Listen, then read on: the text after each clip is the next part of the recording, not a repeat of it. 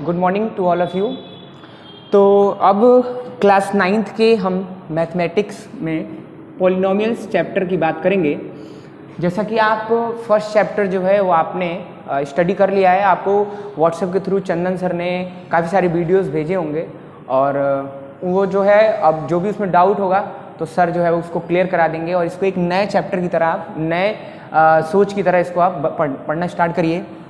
क्योंकि देखिए इन दिनों जितने भी जो भी सारी चीज़ें चल रही हैं और अगर हम इस लॉकडाउन में बैठे रहेंगे और पढ़ाई पे ध्यान नहीं देंगे, ठीक है ना, समझ रहे हैं कि हाँ सेफ़ रहना भी इम्पॉर्टेंट है, लेकिन अगर हम पढ़ाई पे नहीं ध्यान देंगे तो देखिए दो चीज़ें होंगी, या तो सब कुछ ख़त्म हो जाएगा और या तो सब कुछ पहले की तरह नॉर्मल हो जाएगा, ठीक है ना, क्योंकि जिसका स्टार्टिंग है उसका एंडिंग भी है। तो इस बात को समझते हुए चलिए, और अगर सब कुछ ख़त्म हो जाता है पहले तरीके से नॉर्मल हो जाता है तो जितना टाइम हम इधर अपना वेस्ट करेंगे उतना ही हमको उधर जो है बहुत ही ज़्यादा मेहनत करना पड़ेगा और जल्दी जल्दी भागते समय हमें सारी चीज़ों को बहुत जल्दी जल्दी पढ़ना होगा और इस केस में बहुत सारी चीज़ें छूट जाएंगी, तो इसमें हमारा ही नुकसान है। और अगर आप ये सोचेंगे एज अ स्टूडेंट, अगर आप ये सोचें कि सिलेबस कम हो जाएगा तो हमारे लिए फ़ायदा है, तो ये और नुकसान है, क्योंकि सिलेबस एक पर्टिकुलर क्लास के लिए कम हो रहा है, ठीक, लेकिन वो सारी चीज़ें ऐसा थोड़ी है कि पूरे जगह से खत्म हो जाएंगी। अगर हम मान लीजिए मैथ्स में हम पॉलिनोमियल्स हटा दें, एक अलजेब्रा ही पोर्शन खत्म कर दें, अगर आपको दे ही ना 3-4 लेसन, ट्रिग्नोमेट्री 10th में हटा दें, तो इसके लिए ऐसा थोड़ी है कि आपको अब हमेशा काम नहीं आने वाली, आगे तो काम आएंगी ना, बट आप इन दिनों नहीं पढ़े होंगे तो उसके लिए आपको नुकसान भरना पड़ेगा। तो आप जो है वो पहले की तरह ही कांस्टेंट काम करना स्टार्ट करिए और चलिए एक शुरू करते हैं हम पॉलिनोमियल्स चैप्टर के बारे में। तो जैसा कि ये जो चैप्टर है ये अलजेब्रा का पहला चैप्टर है, अलजेब्रा यूनिट जो है आपका सेकेंड यूनिट मैथमेटिक्स में पहला चैप्टर है, आपका सेकेंड चैप्टर है अलजेब्रा जो है वो पहला, अलजेब्रा का पहला है पॉलिनोमियल्स, ठीक, इसके बाद आपको linear equation in two variables वगैरह सारी चीज़ें देखने को मिलेंगी। बट अभी 9th में अगर हम बात करें तो सेकेंड लेसन है हमारा, यूनिट सेकेंड का फर्स्ट लेसन, और ऐसे जो है ये सेकेंड लेसन है। तो पॉलिनोमियल्स आपने छोटे क्लासेस में भी पढ़े होंगे, तो इसके लिए देखिए पॉलिनोमियल्स का मतलब अगर हम समझें तो पॉलिनोमियल्स दो वर्ड से मिलकर के बना है। पहला क्या है आपका पॉली और दूसरा क्या है आपका नोमियल्स। ध्यान देंगे, पॉली और क्या है नोमियल्स। तो पॉली मतलब क्या होता है, पॉली मतलब होता है मेनी, और नोमियल्स मतलब क्या होता है टर्म्स, यानी कि कई सारे टर्म्स जब होंगे किसी एक्सप्रेशन में तो हम उनको क्या बोलेंगे, पॉलिनोमियल्स बोलेंगे। लेकिन ध्यान दीजिएगा ये जितनी भी सारी चीज़ें आएंगी वो एक एल्जेब्रिक एक्सप्रेशन होंगी, और एल्जेब्रिक एक्सप्रेशन को हमें सबसे पहले समझना है, क्योंकि अगर कोई एक एल्जेब्रिक एक्सप्रेशन है तो उसी में कुछ पर्टिकुलर कंडीशंस होंगे और उसी के बिहाफ पे हम उस एल्जेब्रिक एक्सप्रेशन को पॉलिनोमियल्स बोलेंगे, ठीक है ना।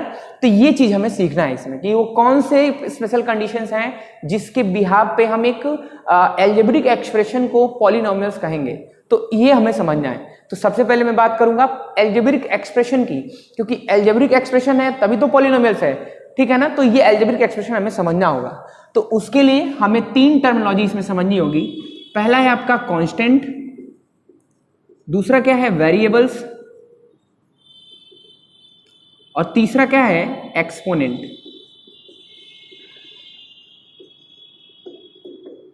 कांस्टेंट्स, एक्सपोनेंट्स एंड वेरिएबल्स, ये 3 चीजें हमें पहले अच्छे से समझनी होंगी, तब हम समझेंगे एल्जेब्रिक एक्सप्रेशन, और फिर उस कंडीशन को समझेंगे कि जिस कंडीशन से हम इसको पॉलिनोमियल्स बोलेंगे, ठीक है ना। ये चीज हमें ध्यान में रखना है। तो देखिए कुछ लोग पढ़ चुके होंगे पहले से, लेकिन फिर भी इसको समझिए, हो सकता है कुछ नया मिल जाए आपको मे बी। तो ये कांस्टेंट है, वेरिएबल है, और क्या है एक्सपोनेंट्स हमें समझने हैं। तो देखिए कांस्टेंट्स क्या होता है, अभी हम आगे जब फर्दर पढ़ेंगे तो इसके टाइप देखेंगे, 2 टाइप के होते हैं ये कांस्टेंट्स जो है, ठीक है ना। इसके कांस्टेंट्स के में अब पहले तो देखिए क्या होता है, कोई भी रियल नंबर, ठीक है ना, कोई भी रियल नंबर, ठीक, रियल नंबर, कोई भी रियल नंबर, तो रियल नंबर क्या होगा, रेशनल हो जाएगा, ठीक है ना, या फिर क्या हो जाएगा इरेशनल हो जाएगा, ठीक, या कुछ भी, कोई भी रियल नंबर हमारा क्या चाहे माइनस में हो, प्लस में हो, इंटीजर, समझ रहे हैं ना, ऑल रियल नंबर में सारी चीजें आएंगी जिस नंबर को हम रियलाइज कर सकते हैं, ठीक। तो कांस्टेंट में हम क्या देखेंगे कि एनी रियल नंबर, कोई भी रियल नंबर होगा वो क्या कहलाएगा, कांस्टेंट कहलाएगा, ठीक है ना। इतना हमें समझ लेना है। अब हम आगे देखेंगे तो कांस्टेंट के 2 पार्ट होंगे, ठीक है ना, 2 टाइप होंगे, 2 टाइप। एक होगा आपका न्यूमेरिक कांस्टेंट और दूसरा होगा आर्बिट्रेरी कांस्टेंट। बट अभी इसके बारे में बात नहीं करेंगे, हम नेक्स्ट लेक्चर में थोड़ा सा पढ़ लें, सीख लें, फिर मैं आपको बताऊंगा कि यहाँ से आर्बिट्री कांस्टेंट और न्यूमेरिक कांस्टेंट क्या होता है। बट अभी इतना समझ लीजिए कि कांस्टेंट मतलब क्या, कि कोई भी रियल नंबर जो है हमारे क्या कहलाएंगे, वो कांस्टेंट कहलाएंगे, ठीक है ना। चलिए अब देखिए यहाँ पे वेरिएबल्स, तो वेरिएबल्स क्या होंगे, देखिए वेरिएबल्स क्या होंगे,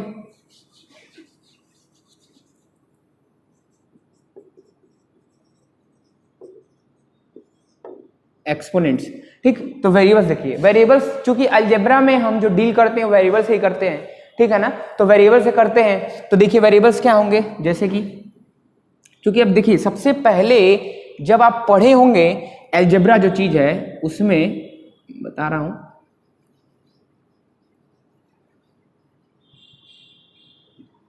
अलजेब्रा जब पढ़े होंगे तो मान लीजिए मैं एक छोटा सा एग्जांपल लेता हूं आपके सामने कि मान लीजिए कि मैं माचिस की तीली बेच रहा हूं, ठीक है, मेरा दुकान है, माचिस की तीली हम बेच रहे हैं वहां पे, ठीक है ना।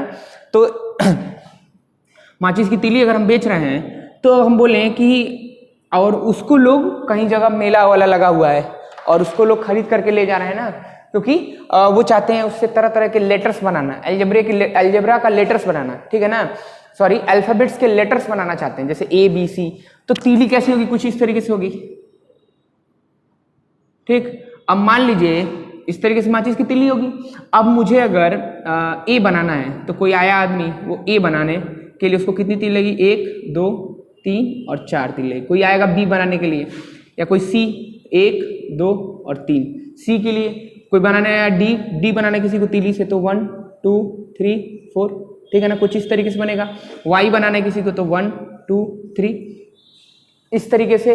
अब जैसे अब बताइए कि अब यहाँ पे आपकी चीज समझ में आ रही है, ठीक है, बेसिक एकदम ध्यान समझिए, लग रहा है कि जैसे कि हमें पता होगा बट इसमें एक छोटी चीज निकलेगी आपको। तो ये लेटर हमें माचिस की तीली मेरी दुकान है और वहां से कई सारे बच्चे जो है ये चीजें खरीद करके ले जा रहे हैं।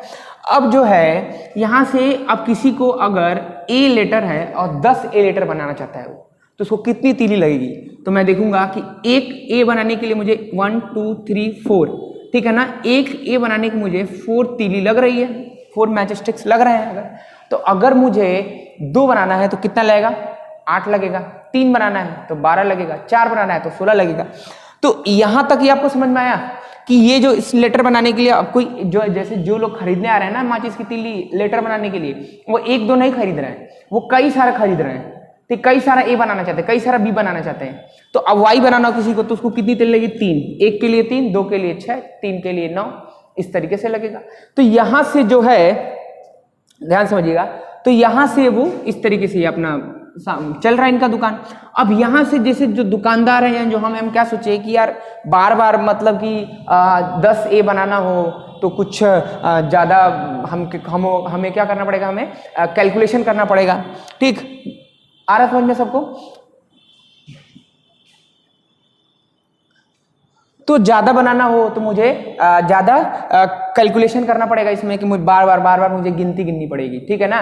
तो मैं क्या करूंगा, इसका एक पैटर्न बना लूंगा और लिख दूंगा 4, और माना कि किसी को 2 बनानी है, 3 बनानी है, 4 बनानी है, 10 बनानी है, 50 बनानी है, तो मैं इसको मान लूंगा किसी को nth नंबर ऑफ मतलब कि एक अननोन वेरिएबल मान लेंगे, nth तिल्ली बनानी है। तो इस तिल्ली के लिए, इस ए लेटर के लिए पैटर्न क्या हो जाएगा, एक पैटर्न बन जाएगा 4n। इसके लिए क्या बन जाएगा 1 2 3, तो क्या बन जाएगा 3n। अब आप सोच रहे होंगे n क्या है, तो n एक वेरिएबल आ गया और यही जो है ये एक अलजेब्रिक एक्सप्रेशन बन गया आपका। आ रहा है समझ में ना, यही एक क्या बन गया, अलजेब्रिक एक्सप्रेशन।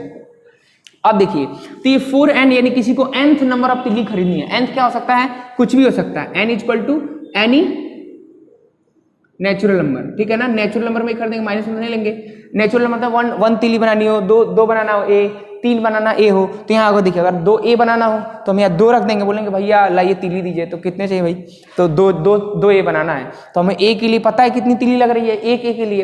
अब हम एक पैटर्न बना लिए, तो यहाँ से हम देख सकते हैं कि यहाँ 2 लगा देंगे तो हमको बोल देंगे भैया 8 तीली ले लो तुरंत, तो सबका पैटर्न बना लिए। अब मान इसका है तो कितना हो जाएगा, ये 3n या 3x ऐसा कुछ बोल सकते हैं, ठीक। इसके लिए क्या हो सकता है, देखिए 1 2 3 4, तो 4x हो जाएगा या 4n हो जाएगा। तो यहाँ से n लगाने का क्या मतलब है कि जितना तीली, जितना ए जिसको बनाना हो, ठीक, वहां हम उस वेरिएबल की जगह हम ये रख देंगे जो वो कांस्टेंट टर्म बताएगा, नेचुरल नंबर बताएगा, और इस तरीके से ये हमारा पहला ये अलजेब्रिक एक्सप्रेशन बना।